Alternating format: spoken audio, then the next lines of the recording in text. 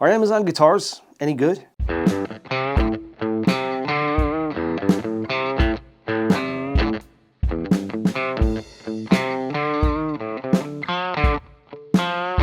Strich, one of many guitar and music companies you see on Amazon, recently reached out and asked if I'd like to review some of their gear.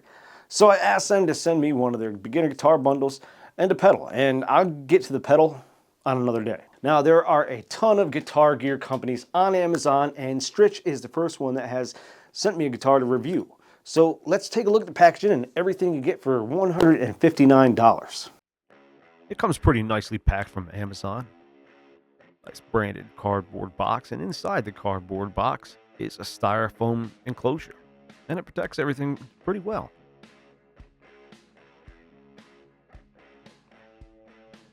Got your guitar wrapped up in the typical styrene packing bag that they all come in. That sapphire blue is just gorgeous. It kind of reminds me of that, I think it's called a radio blue that the Kramer Pacer Classics come in.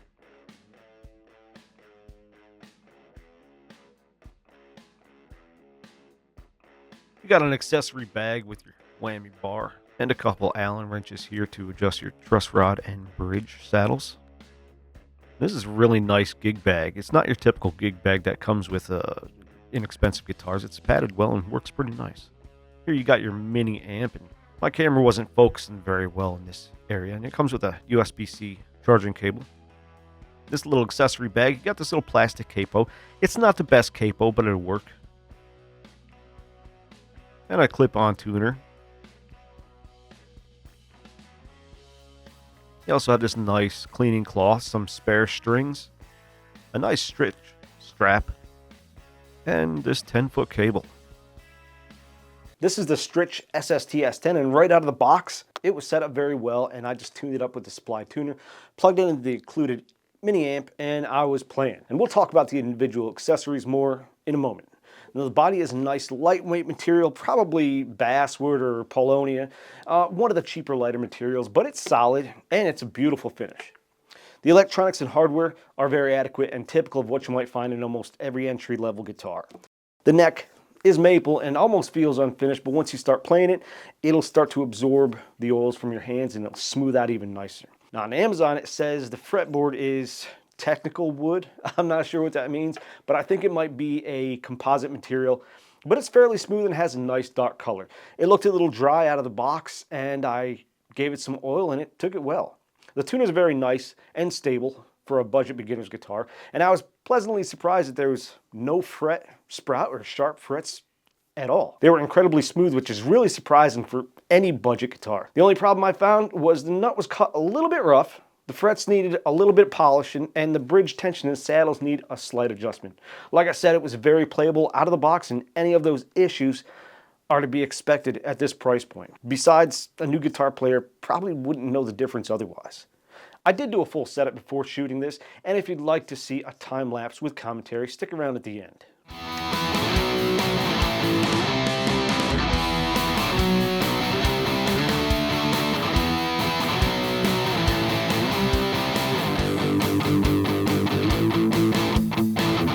As you saw in the unboxing, this comes with everything a new guitar player would need to get started. The gig bag is not the typical gig bag that I've seen come with bundles like this. It's padded and it's very nice quality, and you can fit all the accessories in the front pocket. The strap is a good strap. It's not your typical cheap nylon strap.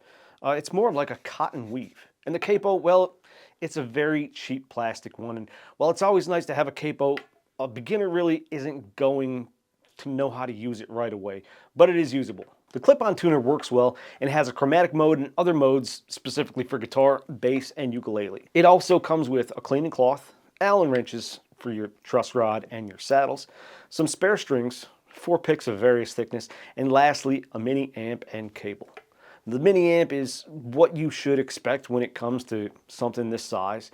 It doesn't sound great, either clean or driven, but it's a start, and it can connect to Bluetooth as well as headphones and an auxiliary cable.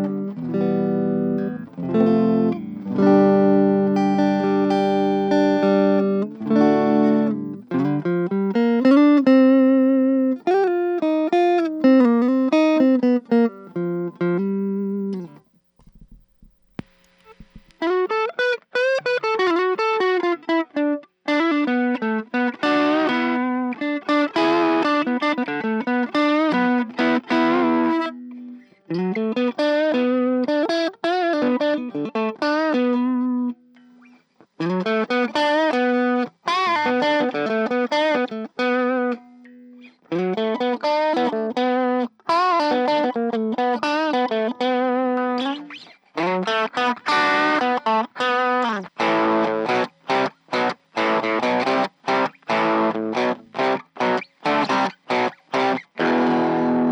may notice that I don't have the tremolo bar in. Well, me being a bonehead, I didn't have it in there at the right angle when I was screwing it in, and I cross-threaded it so it doesn't go in all the way. No problem really for me because it's not really important, and I can always change out the block later if I want to.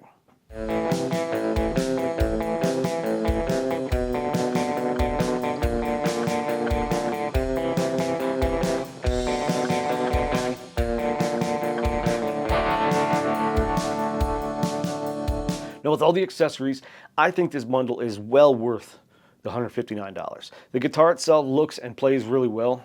Obviously, I can't speak for every guitar shipped, but this one came in great shape, and the factory setup was done pretty well. Now, this came from Amazon, so it's not like Strich decided, oh, we're going to do a perfect setup for this guitar and send it out to him. That way it's in perfect condition when he reviews it.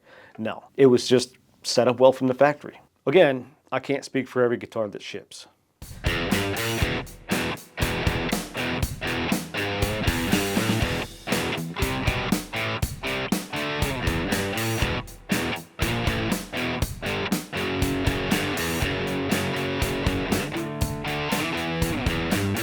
I would put the build quality of this guitar right up there with similar entry-level guitars. I've played beginner guitars from brands like Jackson, Ibanez, and Squier that needed a lot more setup and fretwork straight out of the box.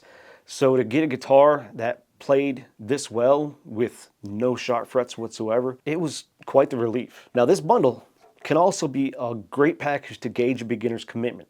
Far too many times people buy expensive gear for a beginner. They try to play for a few months and lose interest because, well, playing guitar is a lot harder than it looks. But I've said it once, and I'll say it again, there is no better time than now to be a new guitar player with all the quality budget options and the vast online learning resources. If I had these options available 30 years ago, I'd probably be a much better player. The main thing I would suggest to anyone that buys this, whether it's for themselves or someone else, is invest in either a better amp or one of these headphone amps, whether it's from Boss, Fender, or Nuex. There's a bunch of them out there and they're fairly inexpensive. Modeling gear is readily available and inexpensive these days, and the sounds you can get out of them can be very inspiring to learn more.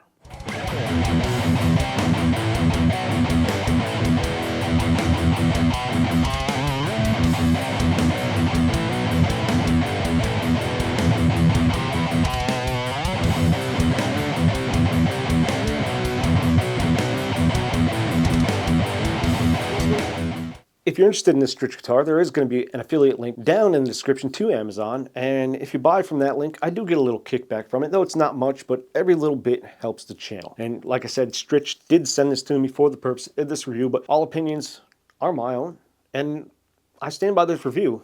I really like this guitar for a beginner or a mod platform, if you like. I will probably end up putting a humbucker in it. I don't know yet. We'll see. I don't have a mod platform guitar, so I think this is going to be the new one. Anyway, hit that like button if you like this video. And if I've earned your subscription, hit that button for me too.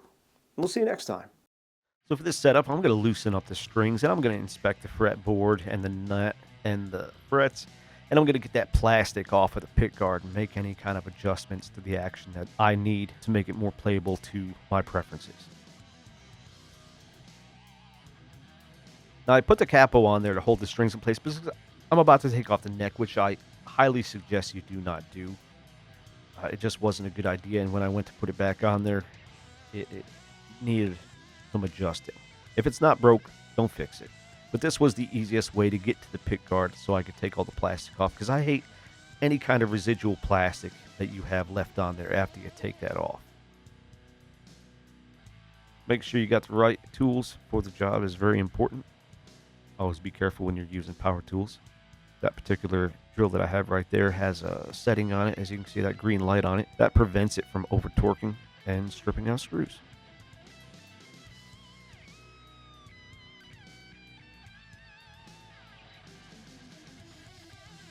Get all that plastic off. Most pick guards, there's two layers of plastic when you look at them. There's a top layer and there's a bottom layer. So if you get that first layer off and it looks like you're scratching up your pick guard really badly, chances are you're just scratching up that plastic. But Rest assured, once you take that second layer off, you are going to scratch up your pick guard. That's what it's for.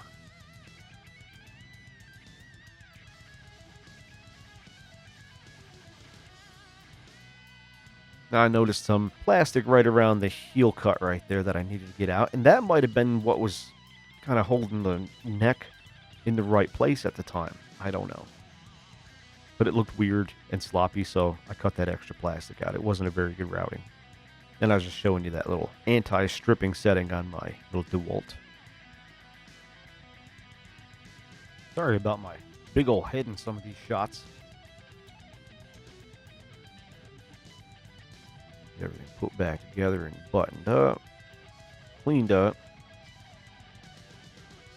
That neck back on.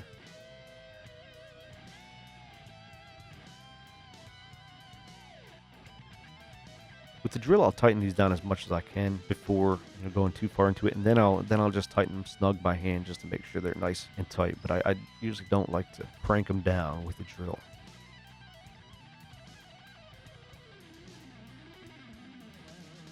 Take the capo off, and I'm going to start loosening up the strings just a little bit more so I can pull them off the fretboard and polish the frets and lube up the board.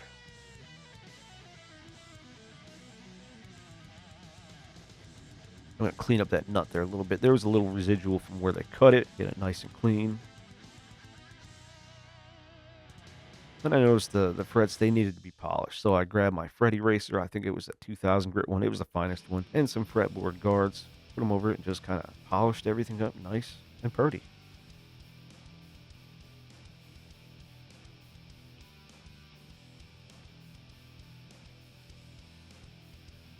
You can see they're a lot better than they were.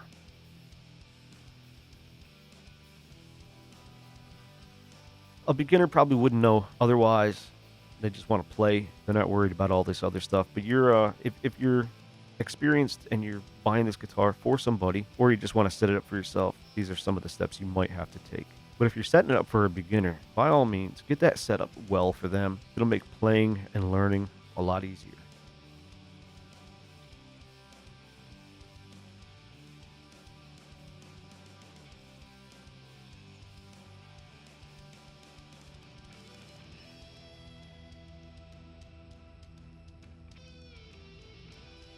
This spot was kind of tight right at the end here.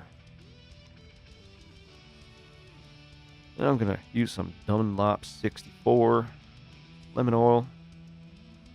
And I probably use way more than I need to. I end up wiping a lot off. Once I get it all covered, I let it sit for a minute or two. And then I just come back with a rag and kind of wipe up any residual that I know is not going to get sucked up by the fretboard. Then after that, I'll wait a little while longer, let it soak in some more, and then you'll see me wiping away some residual.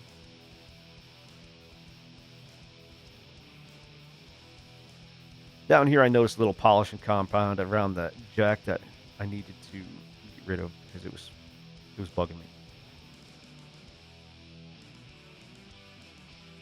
Once again, I go over and wipe away the excess, anything that's not going to get sucked up by the fretboard, and you probably could wait a little longer after that. But now I got some tune-it nut lube. I'm going to lube up the nut here. It's going to need it because it's just a cheap plastic nut, and it's not self-lubricating like a good bone nut or a Graphtec. Get these strings put back in the grooves and all tightened up, and you're going to see a bonehead move here in just a second when I get to the G string. After I get the G string all set up nice and tight, I move on to the B string, but I forget to move on to the B string tuning peg, and I snapped a string and hurt my finger. And I'm just using the spare third string from the accessory kit, and it worked fine. I'm going to change these strings out later on anyway, but for the demo, I wanted to use all the factory strings. They're not bad, they're just not my preferred strings.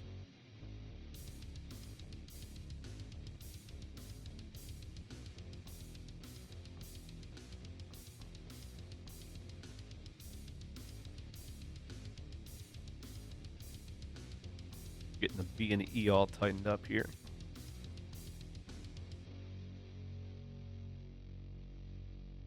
Tune it up, and make sure the string height and everything's good to go. But it wasn't, 'cause I took that neck off, and now I find other adjustments that I need to make.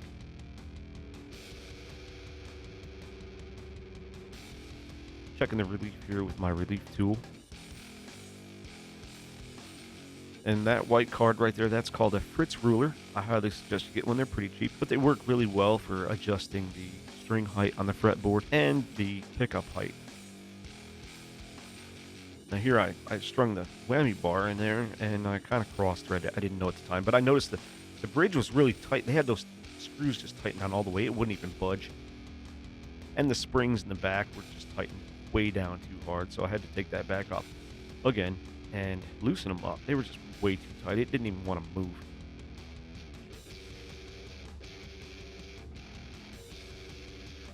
Now that I got that done, I'm still going to have to make some neck truss rod adjustment and adjust the saddles a little bit more.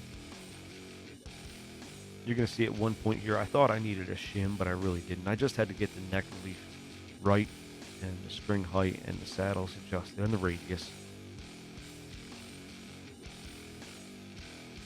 This part of the video was actually an hour long, and I kind of had to edit stuff down and time lapse it because you don't want to spend 45 minutes watching me do this nonsense.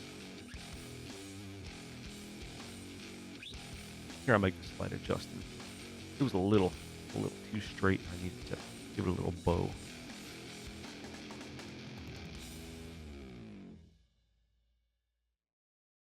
Finally got it all straight. Checking the screws one more time.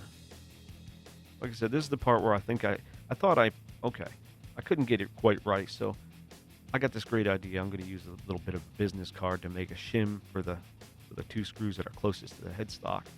I really didn't need to, and I ended up taking it out later.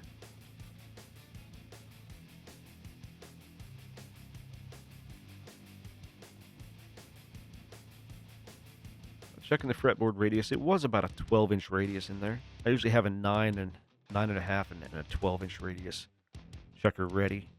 And I was kind of surprised. I knew it was kind of flat, but I didn't think it was quite a 12. Right about now, I've got everything just about set up how I want to.